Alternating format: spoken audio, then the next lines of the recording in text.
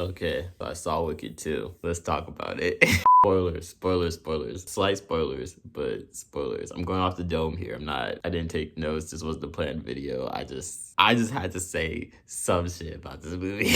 So Wicked for Good came out Friday the 21st. I saw it on Sunday the 23rd. And let me just say, it was a good time. Okay, it was a good time. We went to Chili's. We got a triple dipper. Then we got the two like Wicked drinks, which I just gotta say, the pink one's strong as hell. The pink one's strong as fuck.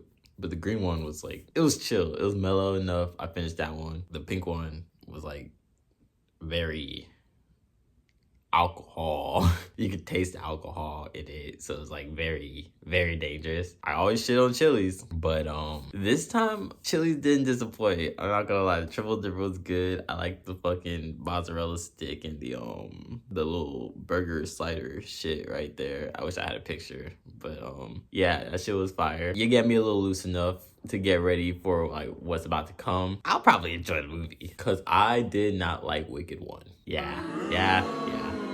I know.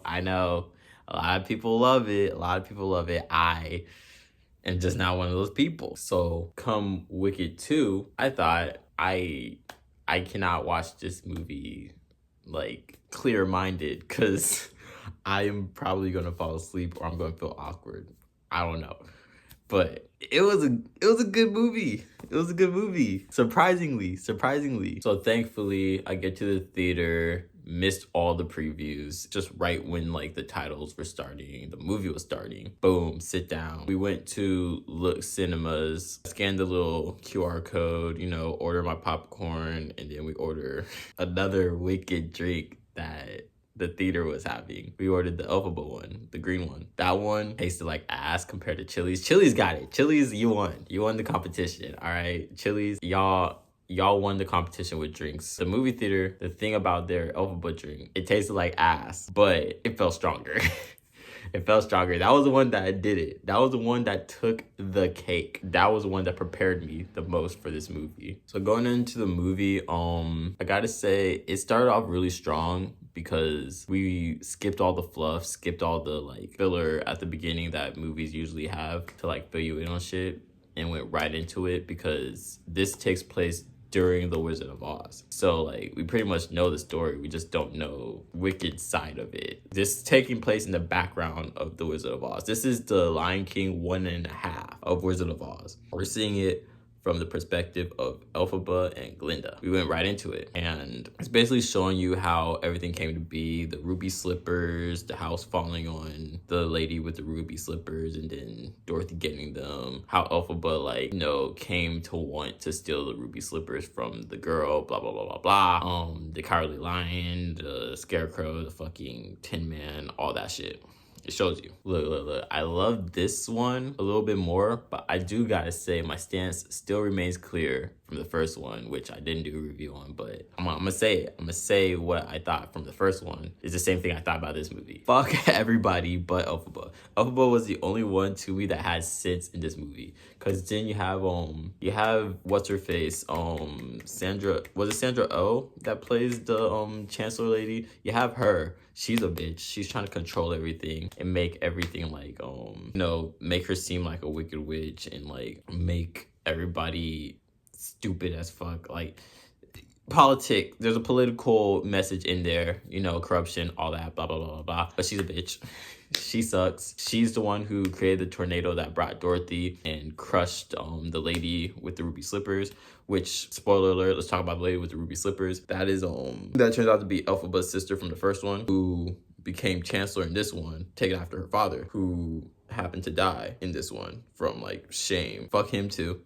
Because in the first movie, it was like, this was his favorite daughter, not Elphaba, but the other daughter. So he basically told Elphaba, protect your sister, and if anything happens to my precious little girl, I will kill you. I will fucking kill you. I don't give a fuck. I will murder you. I will fucking murder you. Like, he didn't say that, but the stance was clear in there. Like, he will kill her.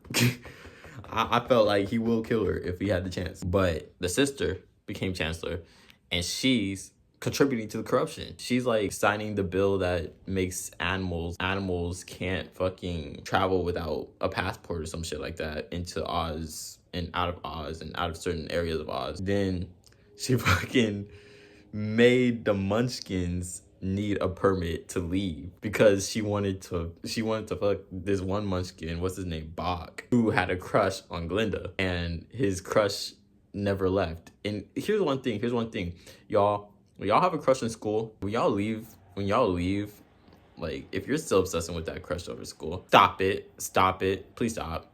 It's probably not gonna work if you didn't get them in school. It's not gonna work. Stop it. Get some help, move on. Get out. And that's my stance on Bach. But we're going back to the sister. She ends up bitching. She's contributing to like the thought of, yeah, her sister's a fucking wicked witch. Her sister's a wicked bitch. Fuck her. Sister comes back to give her a little bit of happiness. She gets a little bit of happiness, but it's not enough because she figures out that Bach still has a crush on Glinda. Reads the spell out of like the little grimoire shit that Elphaba has that gives her like evil witch powers. She reads a spell and makes Bach's heart shrink. Then, you know, as he's fucking literally dying in the air with his heart shrinking and shit, Elphaba tries to save him, turns him into a Tin Man. And that's what makes Bach hate Elphaba and want to kill her. Then we have Glinda, who just wants to be famous. So she's making everybody still think that Elphaba's wicked. Yeah, no, that's it. She knows she's not wicked. She just wants her to think that she's wicked. Hey, look, I do blame Elphaba a little bit because she took her boyfriend, and her boyfriend's been like kind of like teetering, cheating on Glinda with Elphaba, crushing on Elphaba and shit. But you didn't have to do that because she's the one who suggests to kill the sister, who was the one with the ruby slippers, by the way. She's the one who suggests to kill the sister. Sister gets crushed by a fucking house. She gives her fucking shoes to this little girl, which, yeah, is grounds for Elphaba. I'm not gonna say kidnapping her, but like, it's grounds for her wanting the fucking shoes back. Damn. Then you got fucking the Wizard of Oz, who we always knew was a scumbag. He was just faking powers just to fake powers, just to make everybody. He wanted fame too, so like, same shit as Glinda. Glinda had no powers, he had no powers. All bullshit. Evil monkeys were cool, you know. They weren't evil monkeys anyways. They just were slaves to the Wizard of Oz, and Elphaba freed them. What else can I say about these dumbass characters? Fucking Coleman Domingo, the fucking cowardly lion. He's mad and fucking scared because Elphaba freed him from a cage. He could have figured out his own fucking skills to not be a little bitch. But he's the one who decided to grow up to be a fucking cowardly lion. That's his fucking fault. But he's the one who wants to kill the Wicked Witch and want to hate the Wicked Witch because she fucking freed him as a fucking child. Fuck this thing too. Fuck everybody in this movie except for Elphaba. Her sister, fuck her. And that brings me to the pacing of the movie. It wasn't too fast. It wasn't too slow. It's just, I just felt like the beginning was going on throughout the entire movie to the point where I didn't even know we were getting to the end when we finally got to Elphaba realizing, yeah, I'll be the Wicked Witch if you want me to. I'll do this shit. And then we skipped like the entire Wizard of Oz movie technically, like at a certain point, and then we get to the part where Elphaba just goes, kidnaps Dorothy, which I gotta say, every fucking scene with like Dorothy like making any noise is fucking hilarious. Because when the fucking monkeys kidnap Dorothy, you just see her fucking little feet dangling. They get her fucking screaming and crying, and like Elphaba throwing her in the basement, and she's like, I'm sorry. That shit was funny. Okay, this fucking Dorothy was fucking hilarious. Shout out to whoever played her. I still don't know the actress. I'll put the name up right here. Shout out to whoever played her. The pacing wasn't bad. The ending was good. It's just like, I don't think we should be rewarding Elphaba and the boyfriend on Fiyero, who ends up becoming the Scarecrow. They were doing like a little two-timing fucking thing. They were being little snake ass bitches, right? Why are we rewarding this fucking behavior at the end of the fucking movie? Like, Wicked writers, it's your story, your perspective, your narrative. Do whatever you want. But are we really telling people that you snake your friend, you snake your fucking girlfriend, it's okay for you to get your happy ending? Like, is this what we're telling people here? Is this what we're telling people here? Then there was like, at that point where Elphaba, she faked her death basically. Like, I'm melting. She fakes her death at the end when Dorothy poured water on her, because that makes no logical sense. You pour water on a person, they fucking melt. I always thought that was kind of fucking stupid with the Wizard of Oz. So I'm kind of glad that was addressed in this movie. She faked her death. You just see Glinda watching through a closet door and crying. We get to that part And this girl behind me is sobbing loud as fuck. She's like, sobbing. I would have cried at that part too if that wasn't going on behind me. That shit made me laugh so hard. I could not think straight and pay attention to the movie. I was dying. I was fucking dying of laughter. The entire movie I was dying of laughter. Because then you even get the part where Elphaba finds out that Glinda gives Dorothy her sister's shoes after crushing her with a fucking house. And they start fighting, right? They start slapping each other and like bitch slapping each other, right? And getting on top of each other and I was like, ooh, beat her ass, bitch, beat her ass. Pull her weave out. Pull her weave out. I love a good fight. I love a good fight. I'm not gonna lie. I think this the Californian in me, the Los Angeles County in me, but I love a good fight sometimes. As long as nobody's pulling out any weapons, I think it's fair. It's fair. Sometimes you gotta let it out. Then in the end, little spoiler from the first movie, the reason Elphaba's green is because her mom was fucking and sucking on everybody behind her dad's back. So I always had like a hunch that Elphaba might not be her dad's.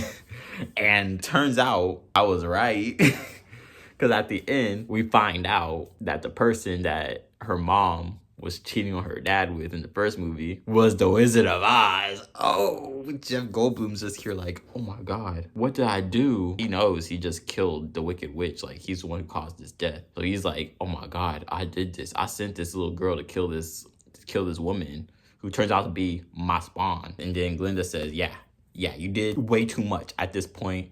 Get the fuck out. So I guess this little hot air balloon, that's like the ending of the Wizard of Oz movie, where the wizard gets in a blimp, or no, a hot air balloon, and he fucking dips, right? I don't even know. To this day, I still don't know where the hell the Wizard of Oz went at the end of that movie. Even this movie doesn't explain it.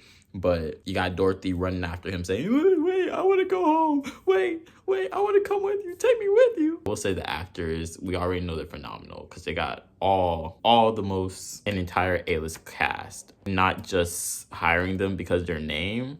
Like, these are actually talented actors and actresses. So hats off to Cynthia Erivo. Hats off to Arianna Grande, Jeff Goldblum, Coleman Domingo, even though you only have 3 lines in the entire movie. What's his face that played Bach? Ethan Slater. Hats off to everybody in the cast. Y'all were incredible. If I gotta put a rating on the movie, I give it a 3.5 stars on Letterboxd just because I'm not a musical fan.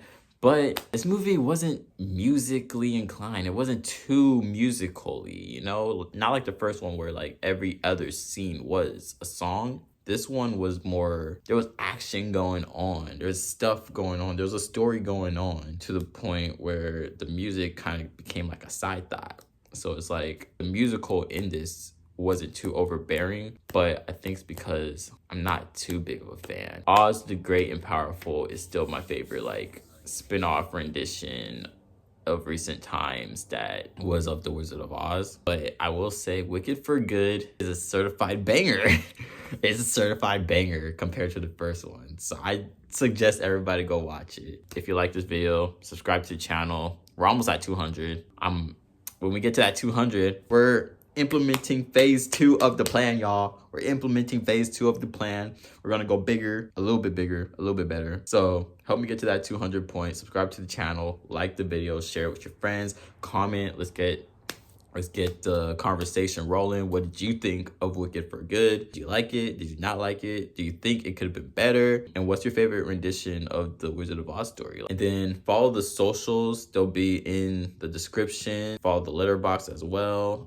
We're putting all the reviews up on there. Even if I don't do a video on it, it's going to be there. This is a short one. This is a short little ramble. Deuces.